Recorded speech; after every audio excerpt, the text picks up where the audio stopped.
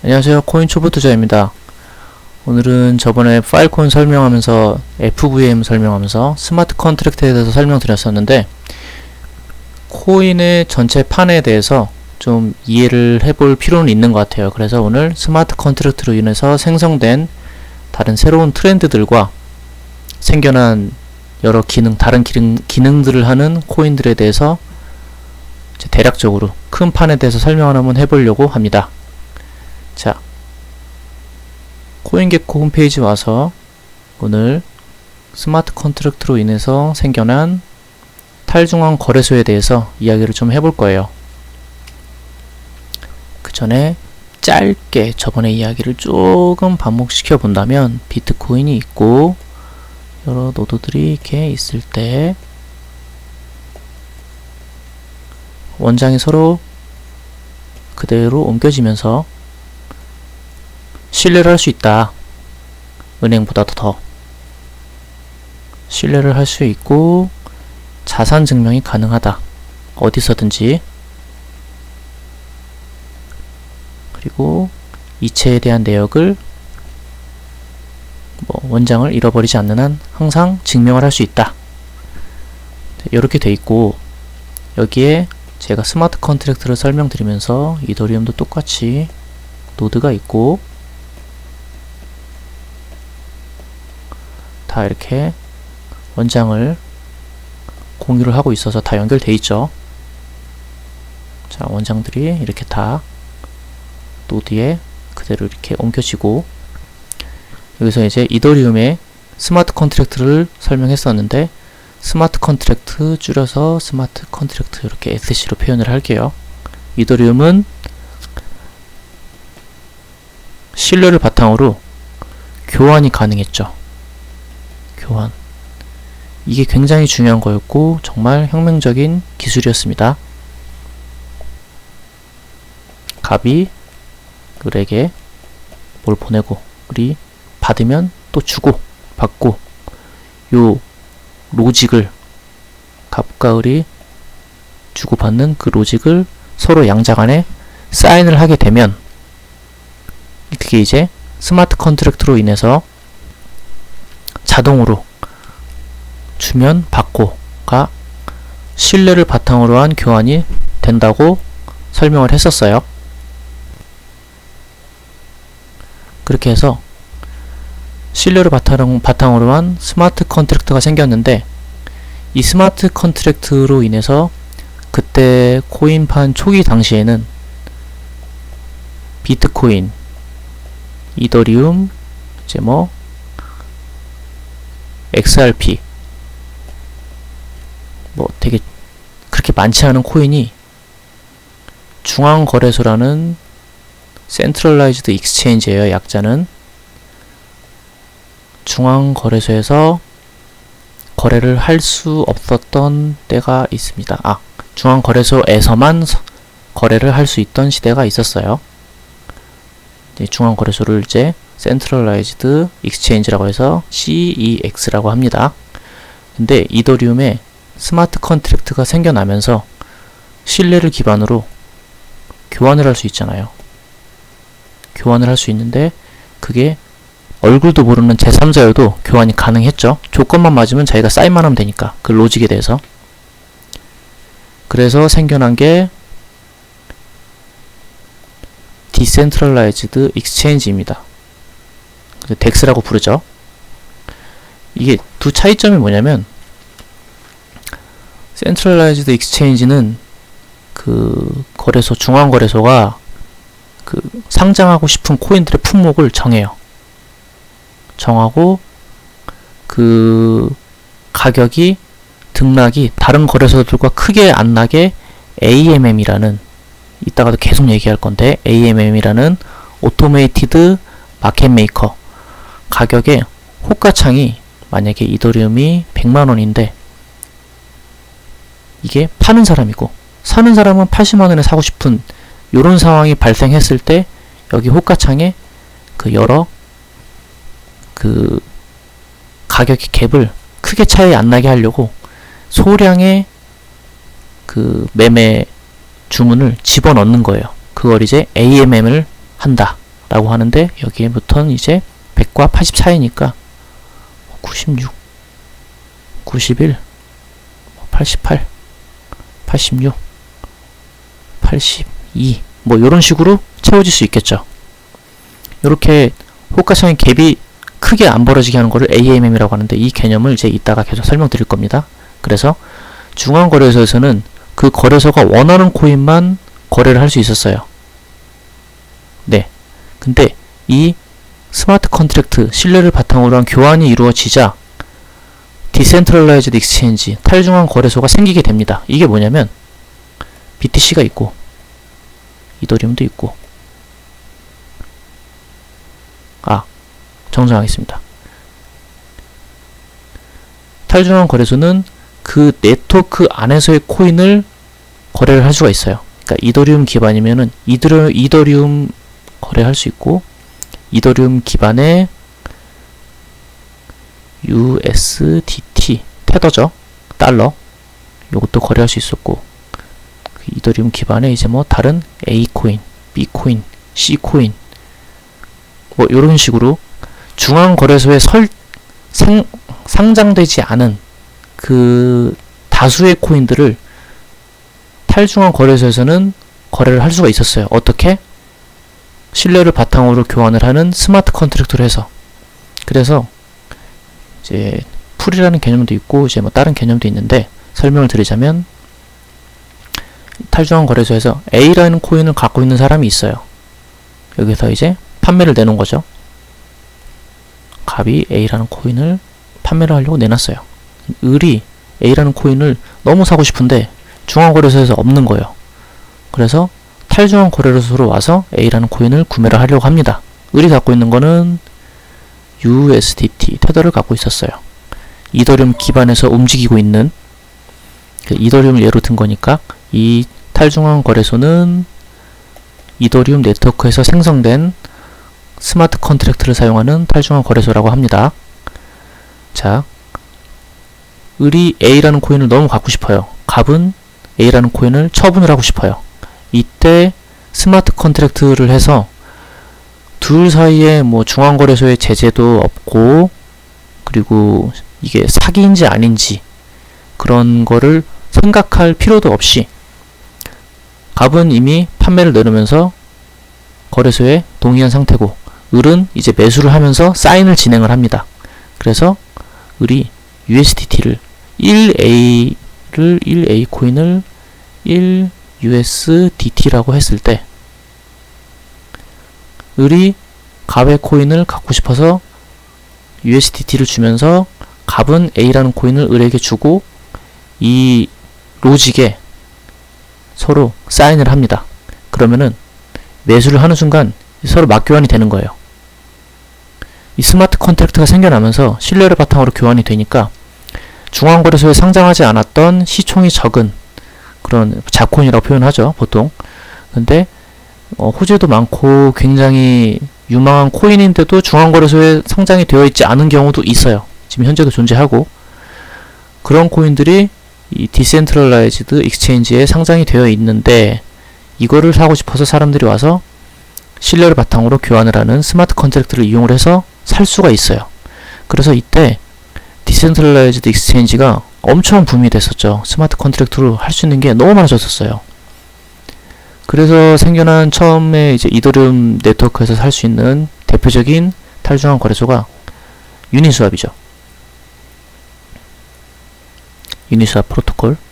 유니스왑에서 이제 그 중앙 거래소에 상장되어 있지 않은 코인들을 매매를 서로 맞교환이죠. 매매를 할 수 있는 그런 상황이 만들어졌고 그 뒤로 이제 이더리움 레이어 1 코인인데 레이어 1에 대한 개념도 그리고 이제 오픈 소스로 이제 해서 하드포크라는 그런 내용도 다음에 해드릴게요. 다른 탈중앙 거래소도 생겼어요. 요렇게 팬케이크스와 뭐 바이낸스 거 유명하죠. 커브, 뭐 오스모, 1인치 스시 이런 식으로 탈중앙 거래소가 꽤 많이 생겼어요. 중앙 거래소는 이 A라는 코인을 상장하려고 할 때 중앙거래소가 직접 그냥 스스로 본인들이 상장하는 경우도 있겠지만 그 물량 유동성에 관해서 A라는 코인을 갖고 있지 않은데도 팔 수는 없잖아요.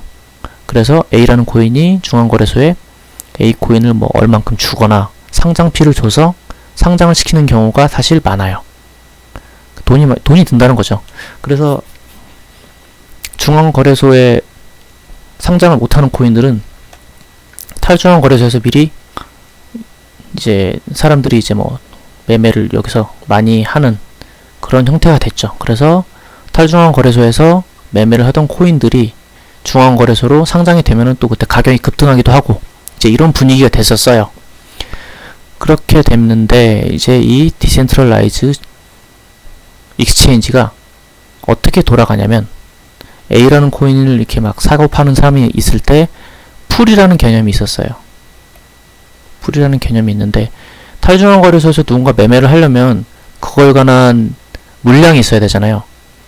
그 물량을 또 받쳐주는 거를 개념이 풀이라고 하는데 A라는 코인을 그냥 단순하게 맡길 수는 없고 A라는 코인과 함께 USDT 유동성 제공을 위해서 이 한 쌍을 풀에 안착시켜 놔야지 이 상태로 매매를 할 수 있게 거래가 되는 호가창이 생기는 거예요. 조금 받아들이기 힘드신 개념일 수도 있어요. 제 말이 설명이 좀 어려울 수도 있고 예, 그렇게 돼서 풀이라는 개념이 있어서 디센트럴라이즈 익스체인지에서는 이제 매매를 할 수 있는 그런 유동성을 제공을 할 수가 있는 거죠. 풀로 인해서 A라는 코인과 USDT 테더를 많이 여기에다가 예치시켜 놓고 풀에 예치시켜 놓는 거죠. 예치시켜 놔서 이자를 이제 타죠. 이자를 타면서 이제 탈중앙에서도 이제 유동성을 이제 이렇게 이용을 하는 거고 탈중앙이다 보니까 중앙거래소 만약에 업비트를 예로 들면은 업비트에서는 호가창이 굉장히 촘촘해요. AMM을 사용하고 있기 때문인데요. 탈중앙 거래소에서도 AMM을 조금씩 사용을 해요. 근데 이게 이제 호가창의 갭이 크면은 어떤 문제가 발생하냐면 이게 왜 써야 되냐면 업비트에서 만약에 1이더가 100만원이에요. 근데 바이낸스에서 1이더가 극단적 예로 50만원 밖에 안 해요. 그럼 해외에 USDT를 이제 스테이블 코인을 많이 갖고 있던 사람들은 가격 차이가 이렇게 크게 나버리게 되면 당연히 바이낸스에 가서 이더를 산 다음에 업비트로 이제 전송을 해요. 그래서 팔아버리면은 순식간에 뭐 차트 보고 매매한 것도 아닌데 시세 차익으로 50만원으로 100만원을 순식간에 만들 수가 있어요. 이런 거를 이제 거래소들 간의 가격을 이제 갭 차이를 크게 두지 않기 위해 만든 게 AMM인데 이 AMM은 이제 어디서 가져오느냐? 자, 이제 그 중앙거래소랑 탈중앙거래소에 대한 설명이 어느 정도 돼서 그 다음으로 설명을 또 넘어갈 거예요. 중앙거래소, 탈중앙거래소, 뭐 중개죠. 이거는 이제 교환이고 신뢰 교환이라고 할게요. 중앙거래소도 그렇고 탈중앙거래소도 그렇고 가격의 갭이 생기기 마련인데 그 가격의 갭을 막기 위한 그런 시스템이 오토메이티드 마켓 메이커예요. AMM이라고 하는데 호가창 갭을 얘네들이 채우는 거죠. 채우는 건데 이 채우는 근거는 또 어디서 갖고 오느냐? 이거 AMM 설명드린 이유가 이제 중앙거래소와 탈중앙거래소에서 생기는 가격의 갭을 막기 위해서 나온 기능인데 스마트 컨트랙트로 인해서 생겨난 탈중앙거래소에서 쓰는 그 보완적인 그런 또 부가적인 다른 코인 테마가 생겨난 그 배경을 설명드리는 거예요. 이 AMM을 쓰면서 호가창이 100에서 80 이렇게밖에 없는 그 거래소에 이제 95, 88, 86 뭐 이런 식으로 호가를 계속 채워 넣는 거죠. 이게 AMM인데 AMM을 사용을 하려면 데이터 피드라는 게 필요합니다. 그냥 이제 보시면 돼요. 피드였나 데이터 피드였나, 스펠링은 틀릴 수 있습니다. 데이터 피드라는 소스를 가져와서 AMM에 적용을 시켜서 중앙거래소랑 탈중앙거래소 안에 가격 갭도 줄일 수 있고, 그리고 중앙거래소들 여러 거래소들 간의 가격의 갭도 조절을 할 수가 있어요. 그게 AMM 기능이고 데이터 피드 소스를 갖고 오는 건데, 요 데이터 피드는 예컨대 어떤 거냐면 바이낸스 가격이 있고 업비트 가격이 있고 쿠코인 가격이 있고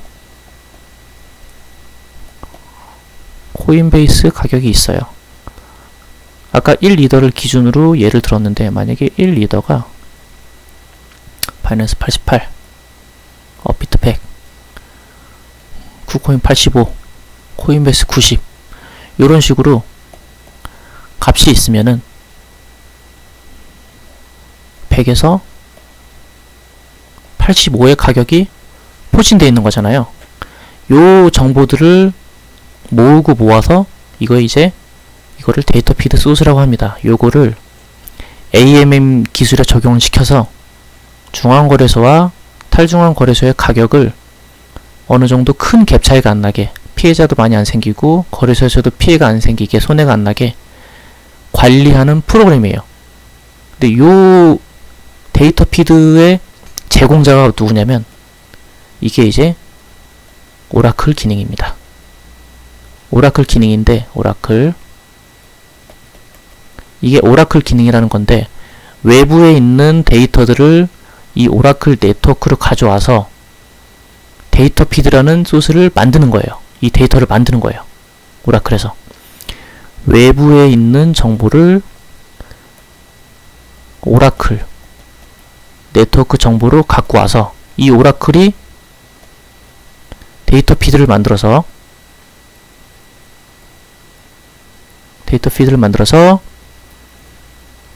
거래소에 제공을 하는데, 이건 역시 블록체인이죠. 블록체인이에요. 이 가격에 대한 정보가 허위로 제공되지 않고, 그리고 뭐 큰 세력에 의해서 조정되지 않기 위해서 여러 가격들을 모아서 평균값을 내기도 하고, 그리고 그 데이터가 허위로 되지 않기 위해서 여러 노드들이 이렇게 활동을 하고 움직이면서 그 허위가 아닌 그 여러 개의 정보를 도합해서 만들어내는 게 데이터 피드예요. 요걸 이제 거래소에 제공을 합니다.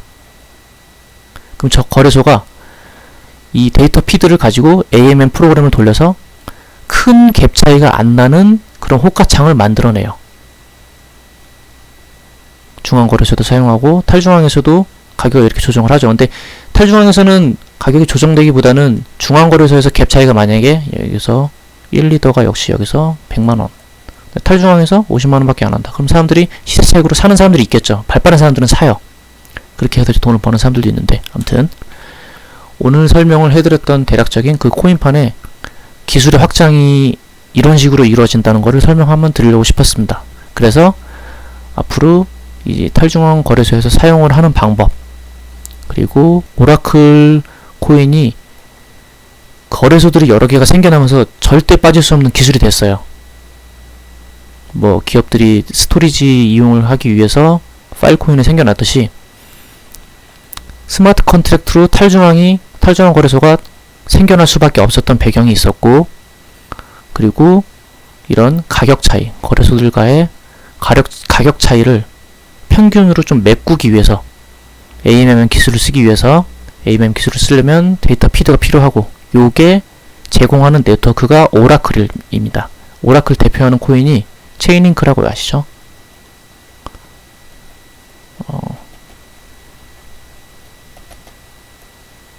체인링크가 얼마 전에 엄청나게 올랐어요. 반드시 필수적인 코인이에요. 반드시 필수적인 코인을 앞으로 투자를 하게 될 때 어떻게 투자를 해야 되는지 설명하려고 제가 지금 개념을 설명드린 거예요. 뭐 대장 비트코인 있죠? 비트코인이 있고, 그리고 레이어 1 스마트 컨트랙트를 제공하는 이더리움을 비롯해서 솔라나 뭐 아발란체, 트론 이런 것들을 또 투자를 할 수 있는 거고, 그 외에도 투자할 수 있는 게 탈중앙 거래소에 사용되는 그 탈중앙 거래소의 대표 코인들, 요게 또 투자 목록이 될 수도 있고, 그리고 그 중앙 거래소에서 반드시 호가창을 채워야 되기 때문에 사용할 수밖에 없는 기술 AMM, 이거를 제공하는 데이터 피드가 네트워크가 오라클인데 그 대표 코인이 체인링크, 즉 이제 이런 테마가 만들어지는 거예요. 네.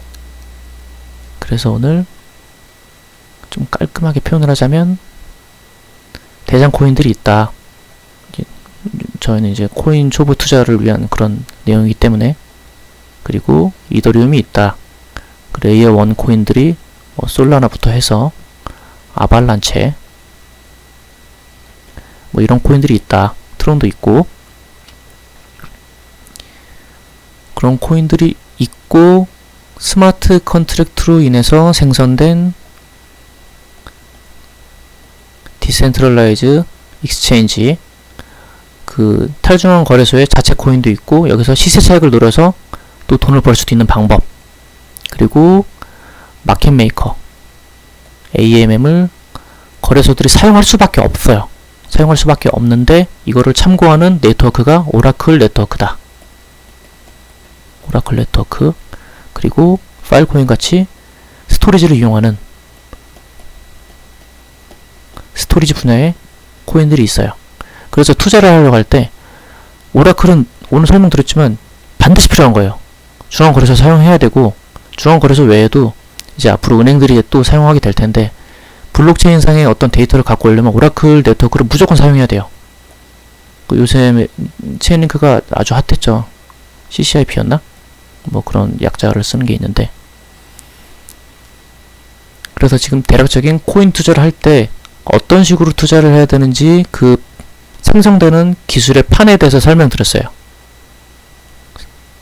디센트럴라이즈, 그리고 이제 오라클 기능, 그리고 스토리지 기능, 앞으로 다른 것들이 더 있는데 좀 더 이것들에 관한 내용을 더 풀고, 그리고 간간히 우리의 이제 XRP 기사가 너무 넘쳐나니까 이거에 관해서도 계속 간간히 설명드리면서 이 유튜브를 만들어 나가려고 합니다.